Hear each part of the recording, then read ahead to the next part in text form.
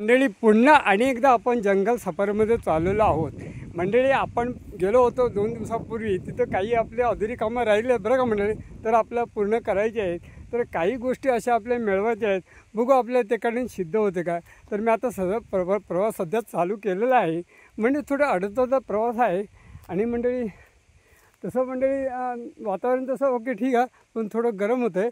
पण गरम होतं थोडं, जसं टेकडीवर चालतो आहे तसं थंड पण वातावरण, थोडंफार हवा लागायला लागली, ती प्रसन्न आहे। चला तर मंडळी आपल्याला असं थोडंफार प्रवास करायचा, ठीक आहे मंडळी।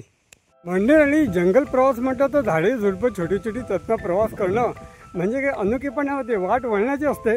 नागमोडी वाटेतनं प्रवास करणं म्हणजे काही वेगळंपण वाटतं नाही का मंडळी।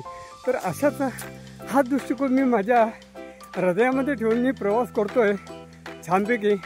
आणि आता लवकरच आपल्याला तिथपर्यंत पोहोचायचं आहे, थोड्यावर आपल्याला टाईम लागला, ठीक आहे मंडळी।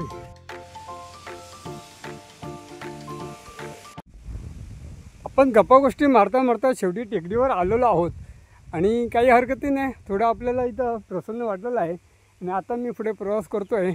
आपल्याला ना एक आगळीवेगळी जी नॅचरली फळं, जंगली फळं असतात, वर्षाला 1-2 महिन्यासाठी मिळतात, ती एप्रिल आणि मे महिने, ती आपल्याला खास त्यांचं स्वाद पाहायचं आहे आणि त्या ठिकाणी मी चाललो आहे, ठीक आहे मंडळी। चराचरामध्ये परमेश्वर आहे का हे सिद्ध करायचं आपल्याला। हां जरूर आहे, कारण तसंच आपले खमदादेव म्हणून प्रसिद्ध असलेलं चकुळगावमध्ये खमदादेवचं मंदिर इथनं 3 ते 4 किलोमीटर आहे, परंतु इथं मात्र खमदादेवचं आदस्थान अस्तित्व आहे।